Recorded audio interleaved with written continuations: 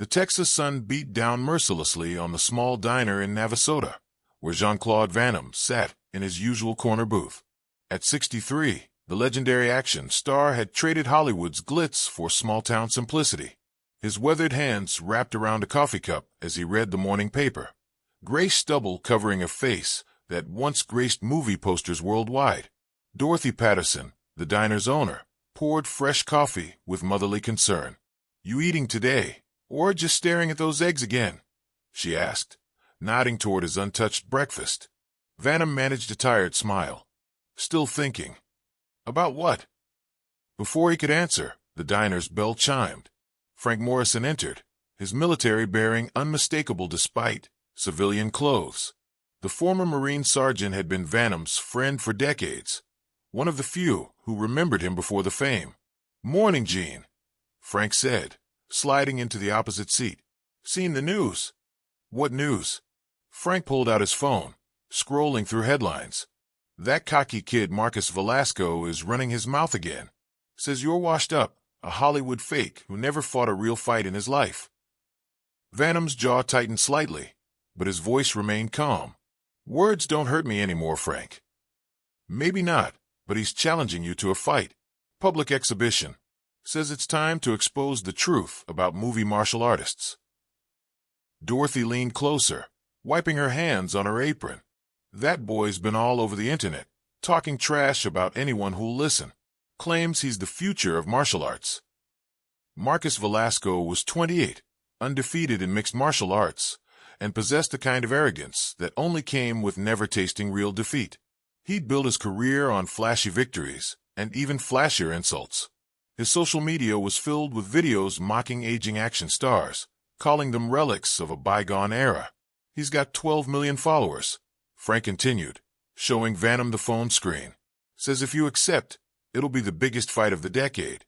If you don't, he'll keep calling you a coward until everyone believes it." Van Damme studied the young fighter's face on the screen. Marcus had the build of a Greek statue and the confidence of someone who'd never truly been tested. His eyes held that particular gleam of youth that believed invincibility was a birthright. "He doesn't know what he's asking for," Van Damme murmured. "Then show him," Dorothy said firmly. "That boy needs someone to teach him some manners." Van Damme set down his coffee cup, the porcelain making a soft clink against the saucer. Memories flooded back. Years of training in dojos across the world, real fights in underground tournaments before Hollywood found him, the discipline and sacrifice that built the foundation beneath the fame. "You know," Frank said quietly, "a lot of people would pay good money to see you shut that kid up. Veterans especially. They remember what you stood for." Through the diner's window, Van Damme watched a group of teenagers walk past, all absorbed in their phones, probably watching Marcus's latest video. The world had changed so much since his prime. Everything was instant now, viral, disposable. Respect was a commodity to be traded for clicks and likes. "What's the purse?" Van Damme asked finally. Frank's eyebrows rose. $5 million. Winner takes all." "And the location?" "Las Vegas. They want to do it at the convention center. Full production, pay-per-view, the works." Van Damme closed his eyes, feeling the weight of years and decisions. He'd walked away from fighting when he'd had nothing left to prove. His body had taken enough punishment in service of entertainment. His soul had grown tired of violence for sport. But this felt different. This wasn't about money or glory. This was about something deeper, the erosion of respect, the mockery of values he'd spent his life embodying. Marcus represented everything wrong with modern culture. Instant gratification, shallow bravado, success without substance. "He trains at that fancy gym in Los Angeles," Frank continued. "All the latest equipment, nutritionists, sports psychologists. Kid's got everything except wisdom." "Wisdom comes from pain," Van Damme said softly. "Real pain." Dorothy refilled his cup without being asked. "You're thinking about doing it, aren't you?" Van Damme's phone buzzed.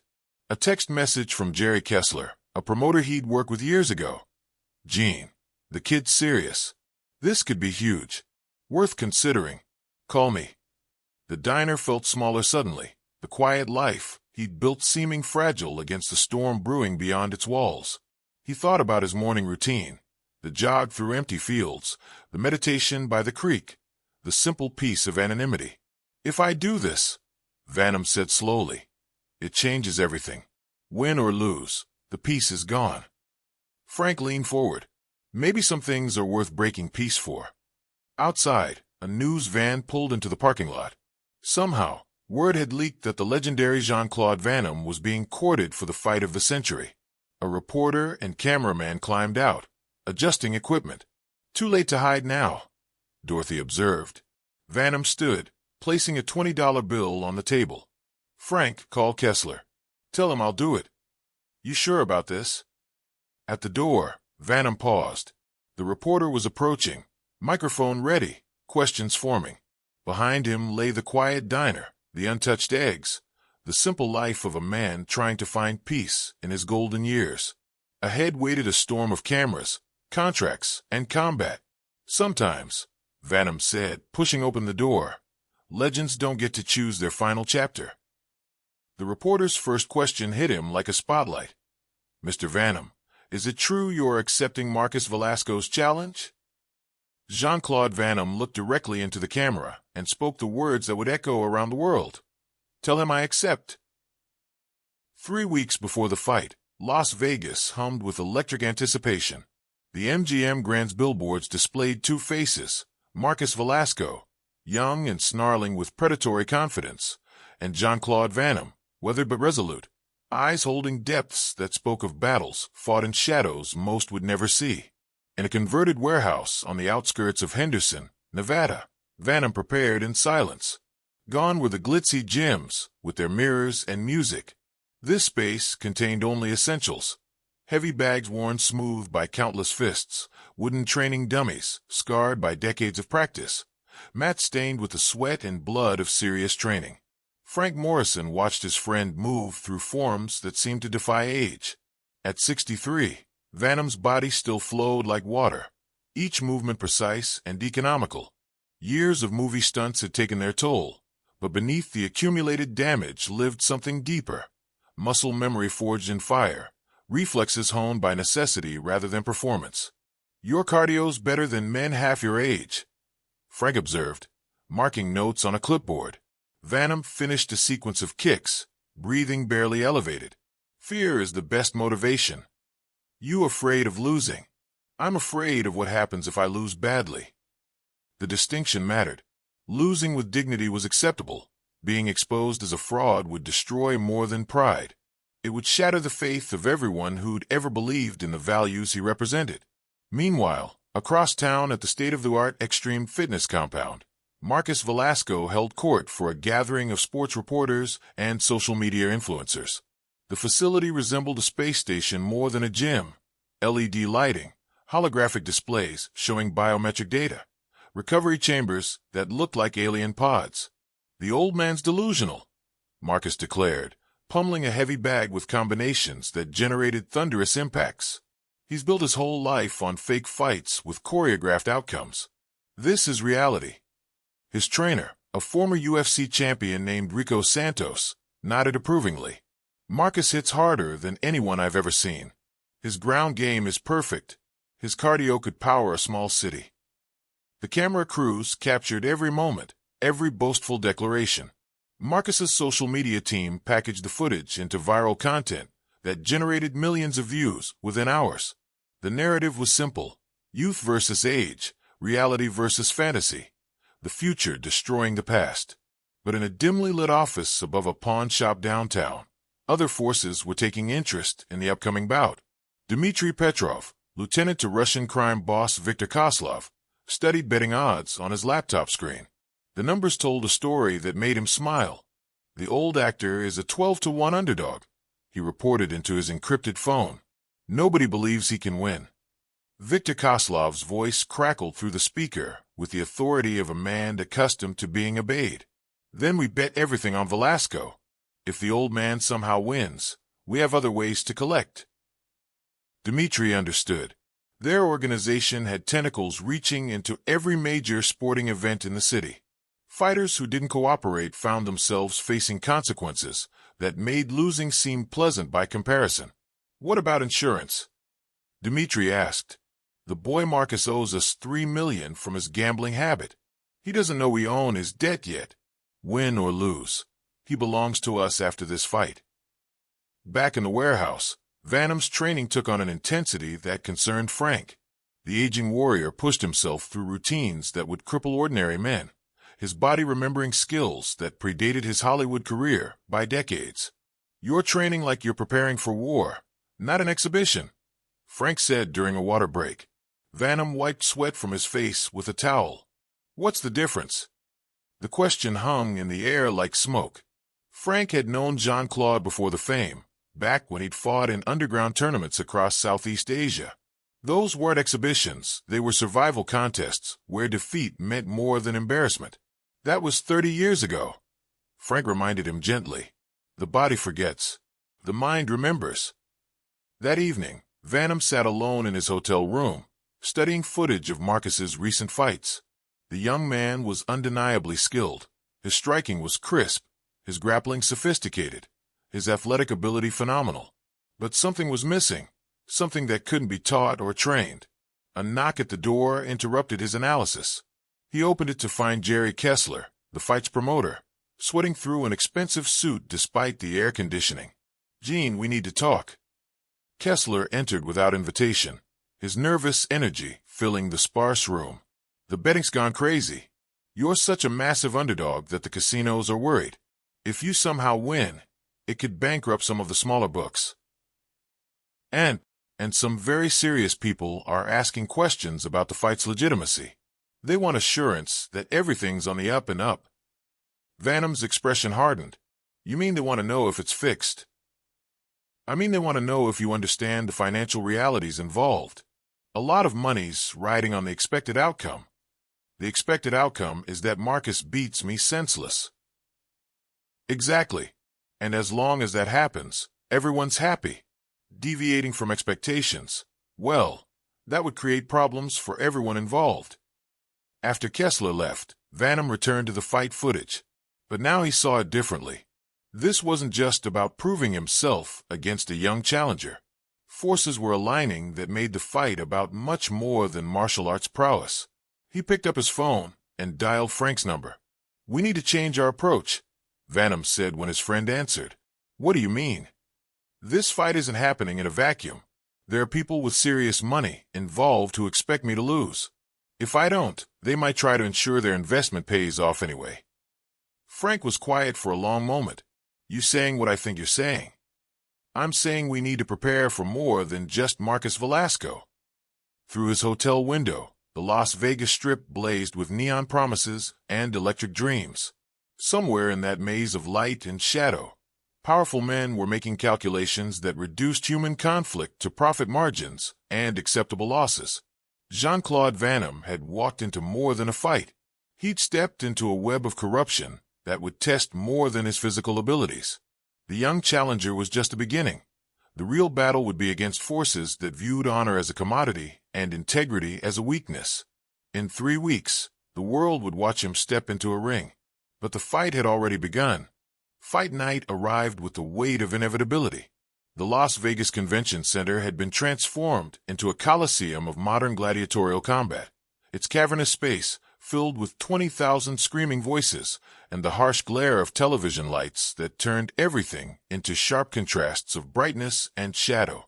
In the blue corner's locker room, Marcus Velasco bounced on the balls of his feet, shadow boxing with movements that seemed to defy physics.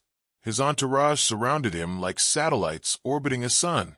Trainers, managers, social media coordinators, all feeding off his electric energy. "This is your moment," Rico Santos whispered in his ear. "End him quick and clean. Show the world what real fighting looks like." Marcus grinned, his smile carrying the confidence of someone who'd never truly been tested. "I almost feel bad for the old man. Almost." The locker room erupted in laughter. To them, Jean-Claude Van Damme was a relic, a symbol of everything outdated about martial arts and movies. Tonight would be the burial of that old mythology.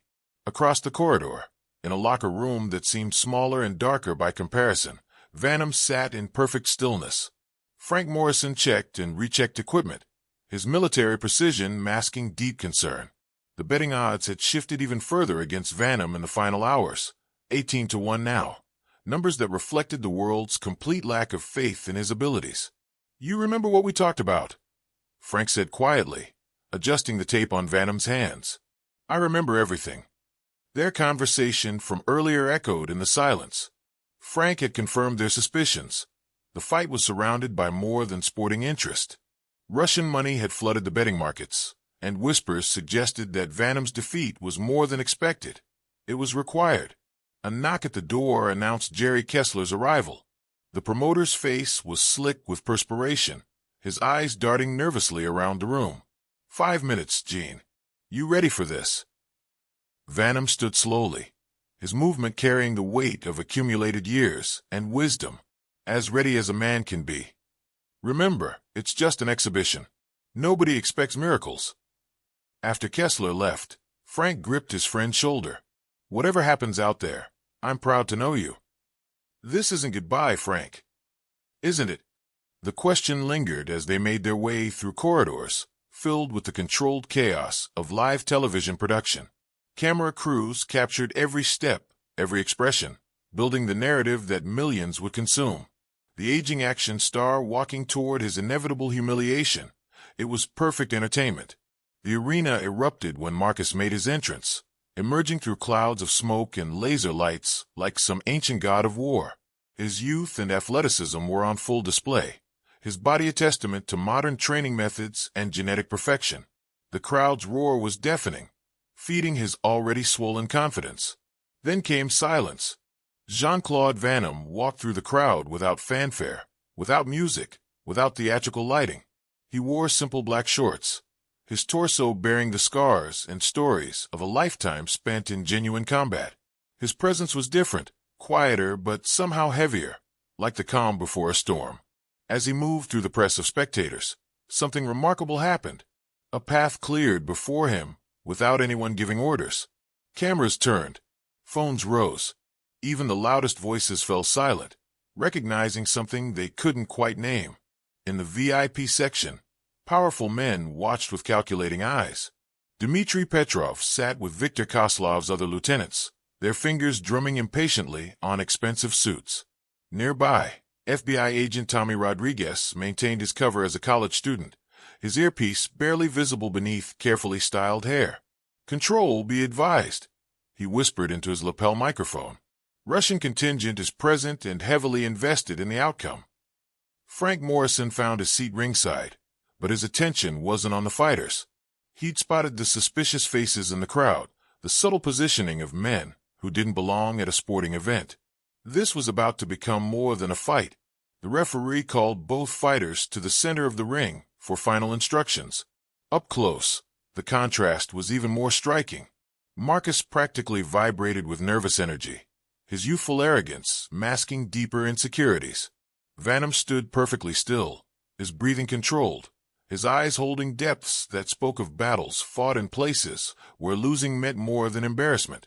"Gentlemen, this is a sanctioned exhibition bout," the referee announced. 3 rounds, 3 minutes each. Protect yourselves at all times." Marcus leaned closer to Van Damme during the stare down. "Last chance to back out, old man. I don't want to hurt you too badly." Van Damme's response was barely audible. "Respect is earned." The word seemed to puzzle Marcus, but before he could respond, the referee sent them back to their corners. The crowd's anticipation was palpable. 20,000 people expecting to witness the systematic destruction of a legend. In the Russian VIP section, Dmitry checked his watch and nodded to his associates.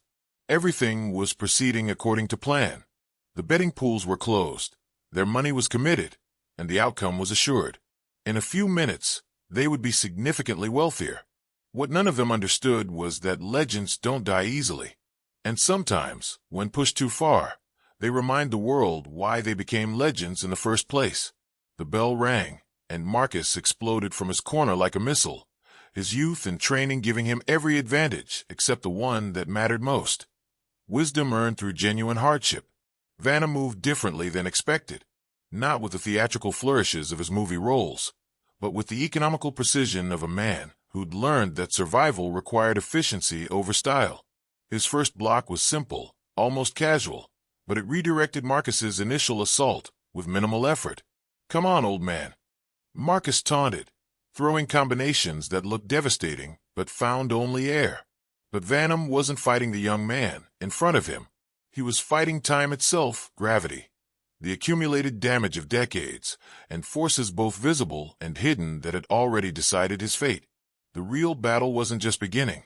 It had started the moment he'd accepted the challenge. And in the darkness beyond the bright lights, other players were preparing to ensure that no matter what happened in the ring, the house always won. Round 1 unfolded like a masterclass in the difference between flashy technique and practical application. Marcus came out swinging with combinations that would have destroyed lesser opponents, his speed and power undeniable. But Jean-Claude Van Damme moved like smoke, never quite where the younger man expected him to be. Every strike Marcus threw was met with subtle deflections, redirections that turned devastating attacks into glancing blows. The crowd, expecting immediate carnage, grew restless as seconds stretched into minutes without the anticipated destruction. "He's just running," someone shouted from the cheap seats. But those with trained eyes saw something different. Van Damme wasn't running. He was reading.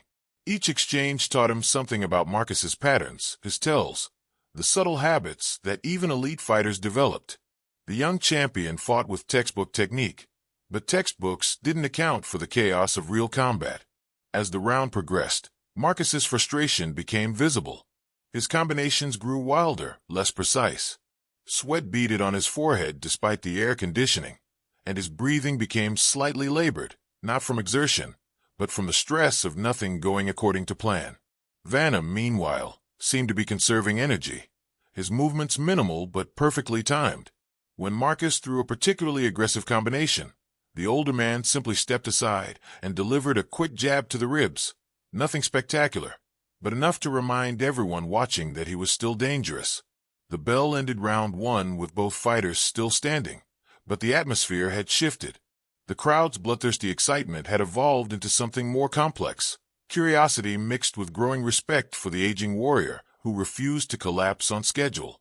In his corner, Marcus received advice that bordered on panic. "He's making you look bad," Rico Santos hissed. "Stop playing with him. Put him down now." "I'm trying," Marcus snapped back. "He's not fighting like he did in the movies." "Because this isn't a movie." Across the ring, Frank Morrison offered different counsel. "He's getting frustrated. Frustrated fighters make mistakes." Van Damme nodded, accepting water and a towel. His breathing was controlled, his face calm. "He fights like someone who's never been truly hurt." "You going to change that?" "If I have to." In the VIP section, Dmitry Petrov was no longer relaxed. The easy victory they'd counted on was looking less certain with each passing minute. He pulled out his phone and sent a quick text. "Insurance may be necessary." Agent Rodriguez intercepted the message through NSA monitoring equipment, immediately relaying the information to his handlers. "Control, Russian assets are preparing contingency measures. Recommend tactical units move to standby positions."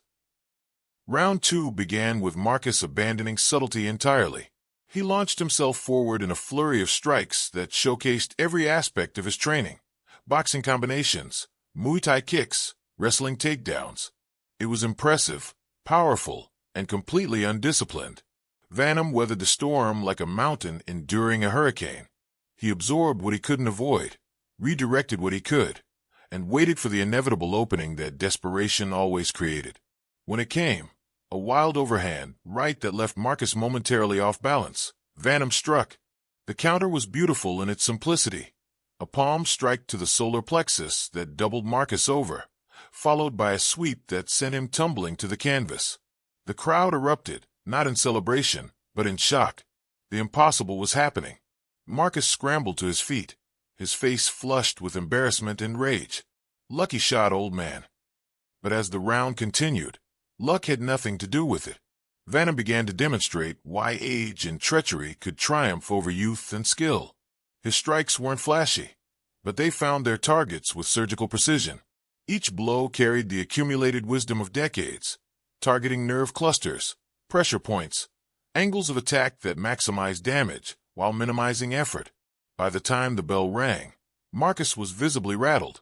His corner worked frantically to repair both physical damage and psychological confidence, but doubt had crept into his eyes. The first doubt he'd ever experienced in professional combat.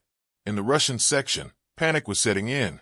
Dmitri was on his phone, speaking rapid Russian to someone who clearly wasn't pleased with developments. The betting odds had shifted dramatically as smart money recognized what was happening in the ring. Phase 2. Dmitri growled to his associates. Regardless of the outcome, we collect what we're owed. Frank Morrison noticed the movement immediately. Subtle positioning of men who didn't belong. Hands moving inside jackets. The careful coordination of individuals preparing for violence. He pulled out his own phone and sent a text. Now would be good. As round 3 approached, Jerry Kessler was pacing ringside, drenched in sweat, and arguing desperately on his phone. No, listen to me. The old man's winning. We need to adjust the narrative. Don't pull the plug yet. But forces beyond his control were already in motion. The fight had become about more than sport. It was about honor, respect, and the dangerous intersection of entertainment and criminal enterprise. Marcus stumbled out for the final round, his confidence replaced by desperation.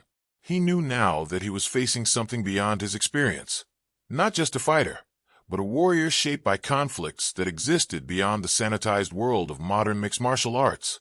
You can stop, Van Damme said quietly as they circled each other.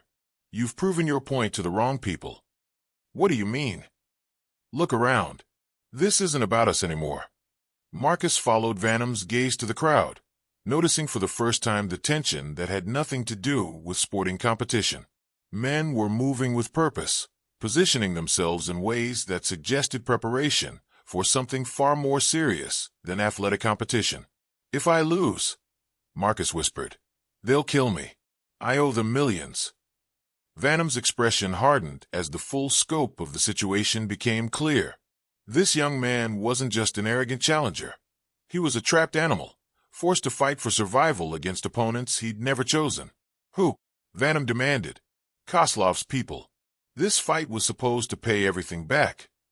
The bell rang before Van Damme could respond, but everything had changed. This was no longer about teaching humility to an arrogant young fighter. It was about protecting someone who'd gotten in over his head, surrounded by forces that viewed human life as collateral in larger games of power and profit. As chaos erupted around the ring, Jean-Claude Van Damme realized that his greatest fight wasn't against the man in front of him. It was against the corruption that threatened to destroy them both. The real battle was just beginning. The final round exploded into chaos when Marcus, desperate and cornered, launched a last-ditch assault that was part martial arts, part primal scream. But his movements were sloppy, telegraphed by fear and exhaustion. Van Damme sidestepped the attack and gently guided the young fighter to the mat with a sweep that looked almost paternal in its care. That's when the real violence began. Dmitry Petrov rose from his seat, his hand moving inside his jacket. The crowd around him reacted instantly, recognizing the universal language of impending violence. Screams erupted as dozens rushed toward exits, but the Russian contingent moved with military precision, surrounding the ring and cutting off escape routes. 7 armed men formed a perimeter around the fighting platform, their weapons drawn, but not yet aimed. FBI agents scattered throughout the crowd began converging, but they were outnumbered and outgunned. Agent Rodriguez spoke rapidly into his microphone. Control, we have multiple armed suspects. Request immediate tactical support. In the chaos, Van Damme stepped protectively in front of Marcus, who was still on his knees, stunned by the rapid escalation of events. Stay behind me, Van Damme commanded. Dmitri pointed his pistol toward both men, his face twisted with rage and desperation. You cost us everything, he snarled in heavily accented English. Millions in bets, years of planning, our entire network's credibility. You gambled with the wrong currency, Van Damme replied, his voice carrying the calm authority of someone who'd faced death before. Honor isn't for sale. Honor. Dmitri laughed bitterly. Honor doesn't pay debts. Honor doesn't buy respect. You're a foolish old man living in the past. From the VIP section, Frank Morrison had seen enough. He stood and began signaling to specific individuals scattered throughout the arena, grizzled men with military bearing who'd been quietly watching the proceedings. Former Marines, Rangers, Navy SEALs who'd come to see their old friend fight one last time. They nodded and began moving with the same coordinated precision they'd learned in conflicts around the world. These weren't civilians anymore. They were warriors responding to a threat against one of their own.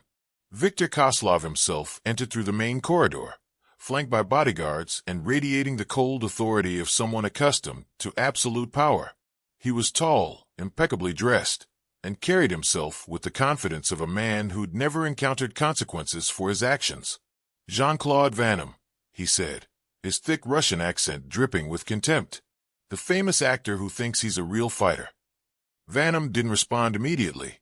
He was calculating angles, distances, the positioning of threats around the ring. Marcus cowered behind him, finally understanding the scope of the forces he'd become entangled with.